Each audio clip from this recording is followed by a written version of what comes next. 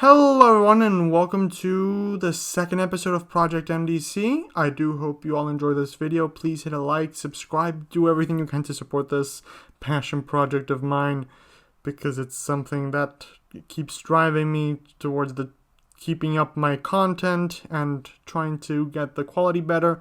This video is a bit different than the usual one since the style, I experimented a bit with it, changing the perspective to the first person from Peter's point of view. So I hope you all enjoy!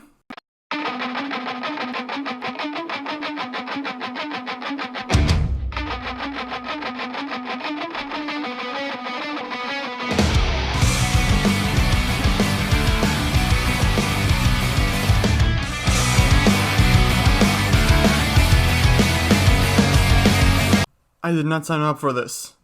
Sure, I came expecting something bad to happen, knowing my Parker luck. I expected misfortune the moment I read the letter, but I never expected to have an arrow pointing at my face. I mean, an arrow! What an antiquated weapon. Why not use a gun? It's a lot more efficient. Seriously, it's the 21st century. Who uses a fucking bow and arrow? Don't you dare move a muscle, the Dark Archer said. Her muscles weren't even trembling. It was clear to me she was a trained killer, but she had no idea who she was dealing with. I wondered if I had enough webbing left, remembering the fight a couple minutes before. I remember clearly changing the cartridges after. Yeah, like that's gonna work, I said while shooting a web at her face. I wanted to block her sight, so she'd be forced back. Then I jumped up, kicking her arm up. She let go of the string of the bow, shooting the arrow. The arrow didn't even go near me. As if she had already dealt with that type of strategy before, or as if she had predicted that I'd do that, she easily pulled the webbing out of her face. It reminded me of the type of tech that Doc Ock upgraded to after our second encounter. He upgraded his glasses so my webs wouldn't stick. As I was reminiscing, she pulled out a small knife and lunged at me, ready to strike. By the way she was using it, it was clear to me that I was dealing with a very experienced fighter, maybe even an assassin. Who even is this person? I thought to myself while getting ready to counterattack. In the blink of an eye, an old friend appeared before me, shouting, "Stop!" It was Mary Maxwell, aka The Flash. We had teamed up a couple times before. She appeared in between us, stretching her arms to create more distance. It was clear she wanted us to stop fighting. But why? I stood down, a bit hesitant. It seemed as though my opponent was doing the same. "Speak, or I kill him," she said in a very calm yet menacing tone. The way she said it didn't set off my spider sense, but it did send shivers down my spine. Not wanting to be left out, I spat out, "Same goes for her." I wasn't trying to threaten her, just match her. I didn't even mean to kill her, I just meant kick her butt. Looking at the Dark Archer in her typical energetic tone, the Flash quickly said, "This is Spider-Man. He's one of the good guys. I've worked with him a couple times before. He saved my life." Good times, I commented, thinking back on some of our old team-ups. Like the time we bit Mirror Master together and stopped him from blackmailing the city into giving him 10 million. Dark Archer sheathed her knife. Mary turned to me and nodded. I had complete trust in her, so I stood down. "Glad that's over," commented a man covered in a black and blue armor while walking towards us. I think people call him the Blue Beetle. I may be wrong. There have been a lot more costume vigilantes popping up lately. I can't keep track of all of them. "So am I," commented a mysterious voice. I jumped back surprised as a hologram appeared in front of us.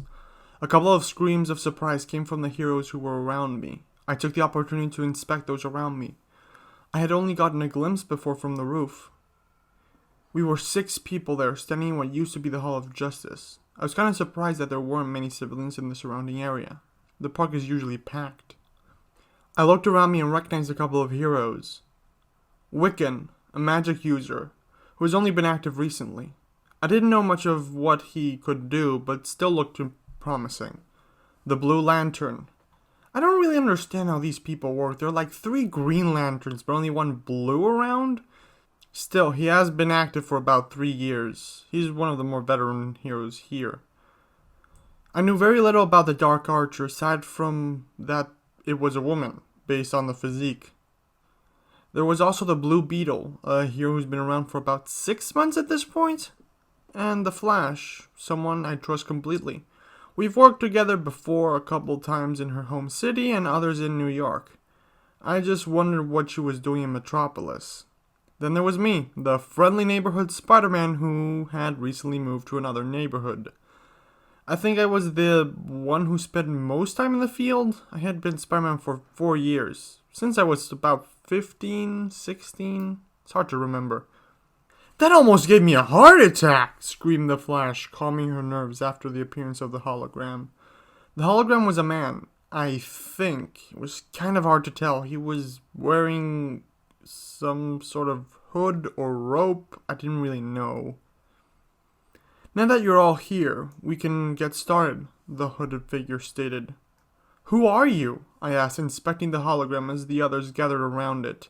The voice seemed very familiar, but I couldn't put my finger on it. My question was immediately followed up by more, asked by the surrounding heroes. What's with that weird hood? Asked the Flash in her very impatient tone. There's no way of recognizing you with that on. Why did you call us here? Asked the Dark Archer. As opposed to the Flash, her tone was extremely calm and collected. The hologram stayed silent for a moment, as if the person behind it was in thought. You can call me the Crimson Hood, the hologram said. As you can guess, the whole point of covering myself like this is to keep my identity concealed. We're probably all willing to go to great lengths to protect our identities. Isn't that right, Spider-Man? That question shocked me a bit. He singled me out. I could still kind of recognize the voice, even with it being distorted. I was so glad I added that voice-fixing thing in the mask of the new suit. It wasn't perfect, but it worked. To answer your question, Archer, the Hood began again while I was thinking. I called you all here because I made a promise to a great man. I promised the Batman, well, the original, not the copycat that has been going around recently. I promised him that if anything were to happen to the previous generation of heroes, that I would put together a new team to keep the world safe. You 6 are that team.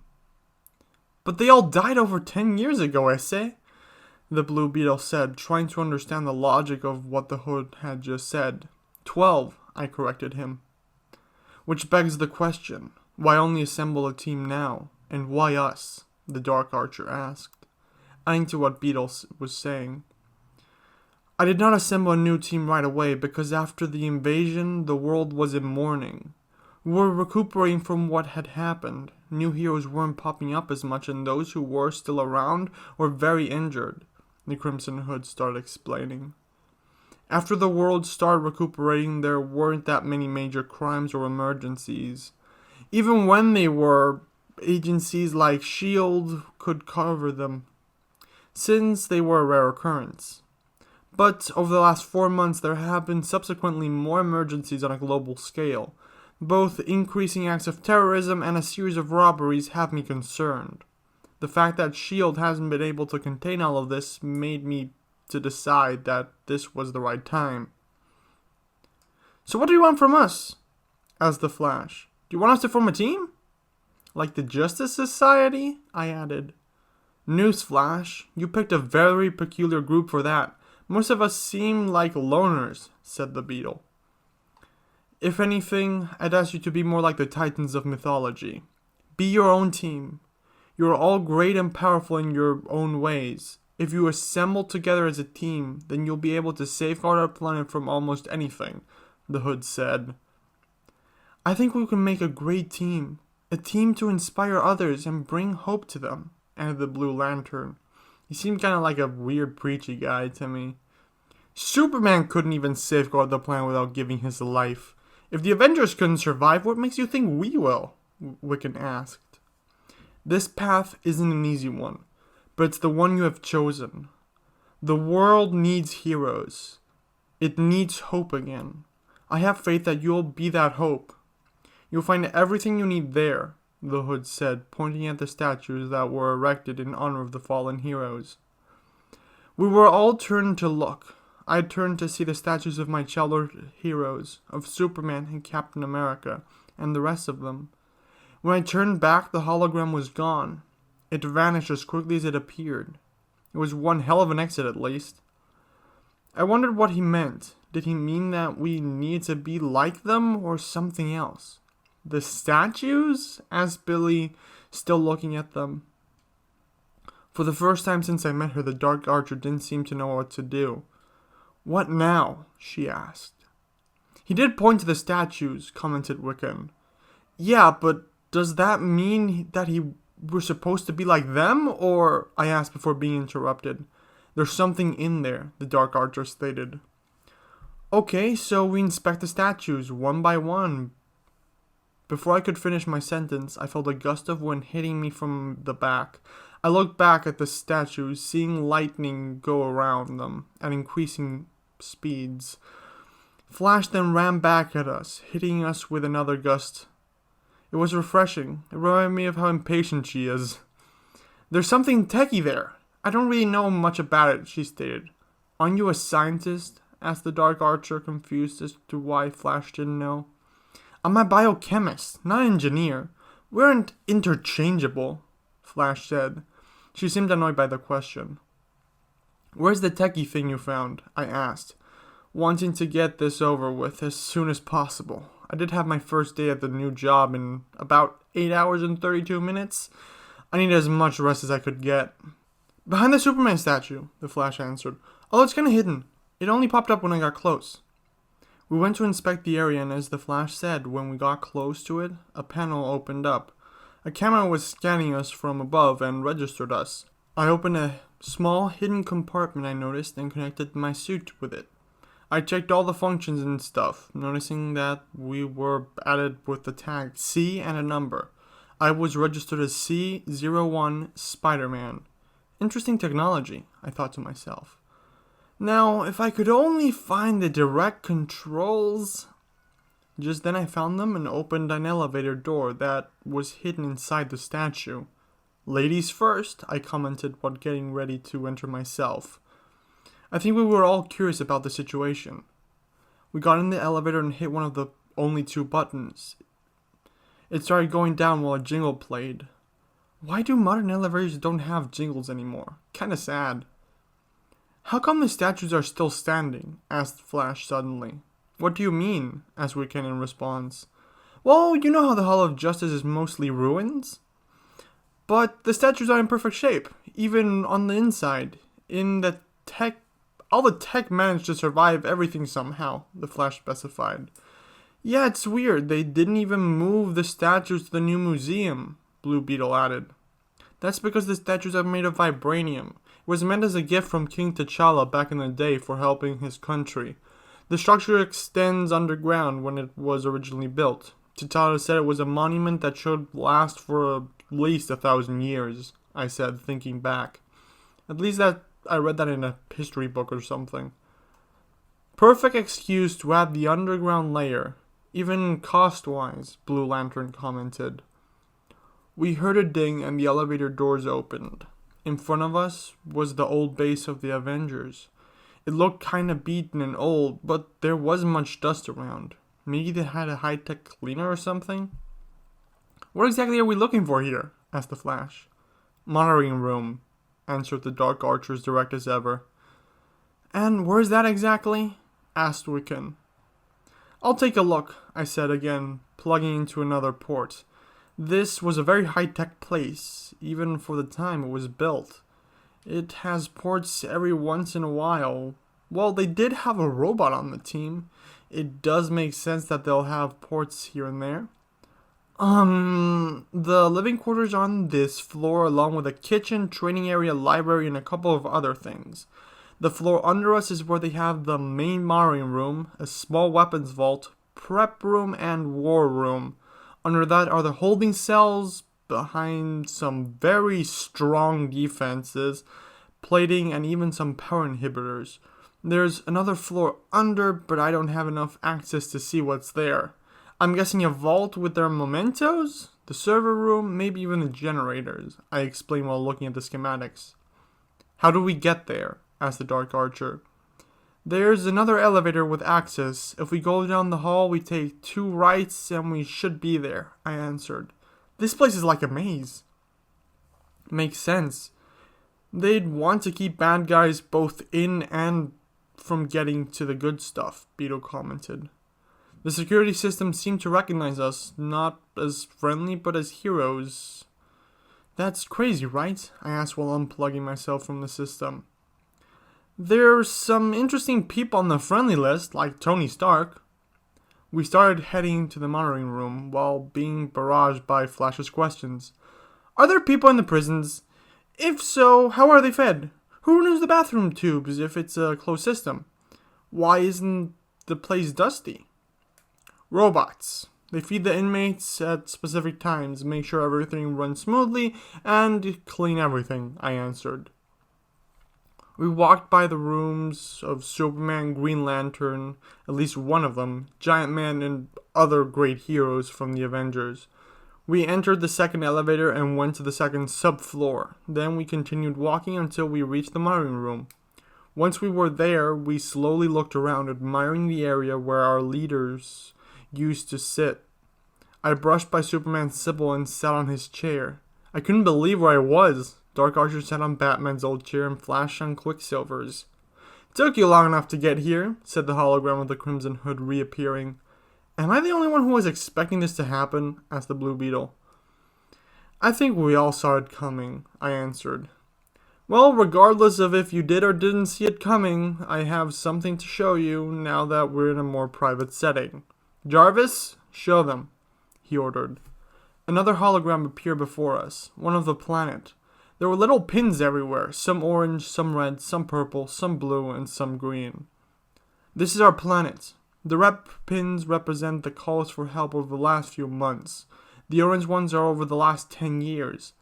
Blue are problems resolved by S.H.I.E.L.D. and green by other methods, such as local heroes, governments, or other agencies like Interpol, the Crimson Hood explained. What are the purple ones? Asked the Flash. Those are the robberies I mentioned earlier, the Hood answered. How come there are more red pins than any other color? I asked. Purple does seem to come close, but there are slightly more red ones. I don't know how to answer that. Over the last 6 months, there's been an increasing amount of incidents. It's the reason I called you all here. Furthermore, the purple ones have me concerned. It's always one person breaking into the facility, getting everything they need, and leaving. Rarely get any footage of them, the Hood explained while showing us 3 blurry pictures. This person, whoever they may be, has been nicknamed the Power. They have left a lot of destruction in search of their prizes, the Hood continued. Why are you bringing this up? Asked the Dark Archer. I believe they're gonna strike Metropolis, either Star Labs, Rand Industries, or Stark Solutions. Possibly all 3 at different times. However, even when places are close by, this person only hits 1 place per day. I believe that Star Labs is going to be their target. I don't know what they're planning on stealing but I know this person has hurt a lot of people to get what they want, and their endgame may be worse than we think. Will you try to stop it? The Hood asked, concerned. If lives are at stake, then yes, I answered. Yes, answered the Dark Archer. We will, said the Blue Lantern. The rest agreed one by one. When is she gonna attack? Asked the Dark Archer. My intelligence suggests tomorrow, but I can't be sure, the Hood answered. You have temporary access to the main areas of the facility. You can explore if you want, but I currently can't give you access to more classified areas. Take these, though, the Crimson Hood said. Compartments on the table open up with special communicators. It was clear that he had worked with the heroes who built this place.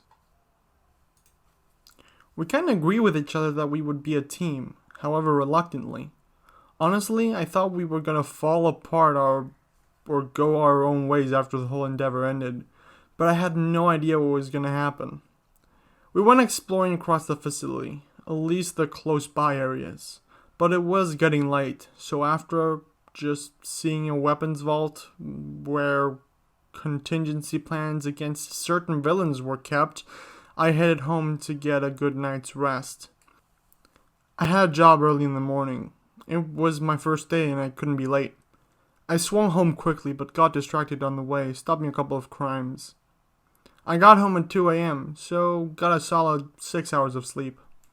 The next morning, I got ready quickly, grabbed my stuff, and left to get some breakfast nearby. I didn't exactly have a stacked fridge or anything else to eat, something I had to take care of. I went to a nearby Big Belly Burger, ordered a bagel, a coffee, and an ice cream. I really like ice cream. While I was having breakfast, my phone rang. "Hey, Dad," I said, picking up the phone. "How's it going?" "Very well, Peter. Things are going all right over here. How about you? You started the new job today, right?" He answered me with another question. "Yeah, it's Stark Solutions. How's everything back home? How's Teresa? Everything going all right with her junior year?" "I know things can be pretty stressful," I said. "Everything's fine. She's doing all right, normal even. It's not like she can just skip grades like you did. She might go visit you for summer break, though." "Well, I wanted to check in, son." "Hope you have a great first day," my dad said. "Sorry, Dad, have to get going," I said while seeing a small incident on the news. "Love you." I hung up and, having finished my breakfast, left to take care of the thug that was causing problems. I think they called him the Brick or something like that. I don't know, I'm very bad with names. An hour later, I ran into Stark Solutions building in a rush. "Sorry I'm late," I said, coming in through the door. "There was an incident at the Avenue of Tomorrow. I tried finding the way around it, but I'm new to the city, so got lost." "And you are?" asked a red-haired receptionist sitting behind the counter. I'm Peter Parker," I answered, looking at her a bit stunned. She looked gorgeous. "Ah, a new employee. We actually weren't expecting you for another 27 minutes, she said. "What? But I was told to be here at 9 a.m., I said, confused. "Ah, yeah, that. Mr. Stark told me to tell you to be here an hour early. He apparently expected you to be late. I'm Mary Jane Watson, by the way. We'll be seeing each other. Most people call me MJ, she said, introducing herself. The last name sounded familiar, but I couldn't put my finger on it. "I'm Peter Parker. But you already knew that because I said that less than 2 minutes ago." She saw me make a fool of myself and let out a small chuckle. "So why are you a receptionist here exactly? Doesn't seem to fit you too much," I asked, wanting to talk a bit more. "Just here to pay for design school. It's a part-time job," she answered. "Cool," I said before being interrupted. "Ah, Mr. Parker. Earlier than expected. Your old job told me you're usually late, so I thought to get ahead of the curve." "Trouble getting here?" Tony said, walking in the room. I was so excited to meet him, the former head of Stark Industries before it was bought out by Rand, the visionary and futurist himself. "Just a bit of trouble at the Avenue of Tomorrow," I answered. "Ah, supervillains are very annoying, right? Let me show you around. Lucky for you, there's no 9 to 5 here, so you can come and go as you see fit, as long as you get work done. All our resources are at your disposal," he said while walking me away from the reception. I waved goodbye at the receptionist as I left, and she went back to work. He went on to introduce me to many of the other people working there, such as Riri, Morgan, Kurt, and everyone else, but I'm not the best with names, most didn't stick. He explained how things worked and that as long as I got a certain amount of work done before the end of each quarter, my job would be safe. He was as cool as in person as I thought. I bounced some ideas off him, and we walked a bit before he showed me to my workstation. I had a whole freaking room, a lab area, all to myself. It even had a storeroom. This was perfect. I even had a sunroof, so I could come and go as Spidey as I wanted without anyone finding out. He left me to my own devices, and I started working a bit, designing a specialized helmet. I had gotten a decent look at the Beetle's armor, and it seemed extremely interesting. I started trying to come up with a way to replicate it. Hours passed, and I got hungry, so I went to the cafeteria to get some food. "So how's the first day going?" asked the receptionist, approaching me. "Finally got out of your little cave, huh?" "It's going pretty well. This place is awesome, and has a pretty good pay," I commented. "Yeah, Mr. Stark's very generous. Even my salary's a lot more than it would be anywhere else," she commented. We talked a bit while we ate. The food was delicious. Then she went to Metropolis University for a couple of her classes, while I went back to my lab. At about 5 p.m., something started vibrating in my bag. I started looking through the bag, looking for the source of the vibration. I realized it was the device that I got the day before at the Hall of Justice base thingy. I had gotten a message from the Dark Archer. Look through all the information on our mission. We start the stakeout at Star Labs tonight at 10 p.m. Who's coming? We're gonna need all the firepower we can if this individual actually shows up. Everyone is saying they'd be there, so I messaged back, I'll bring the pizzas. Stakeouts are usually boring. At least we can eat and bond a bit. I finished my work day and headed out, leaving through the front door this time. I had a couple errands to run, like getting food for my house. After I was done, I headed towards the stakeout, not knowing what hell awaited me. And that's the end of the video. I do hope you all enjoyed. I'm trying out some new stuff here. Usually Project MDC in the past, at least part 1, has proved to be a huge game changer for how my style changes and stuff. So I'm trying a couple different stuff here. Also how the video thing works. I hope you guys enjoy. Promote it as much as you can, please. Hit that like and subscribe button if you're new. Even if you're not new, hit the like button, please. I kind of want this series to do well. It's a passion project of mine. It has a very interesting concept. I have had a bit of trouble coming up with what to put here because I know where I'm going, but I don't know how I'm gonna get there. All that said, I do hope you all enjoyed this video, enjoy the future ones that come to the channel, and until next time, everyone, have an absolutely fantastic day. Bye!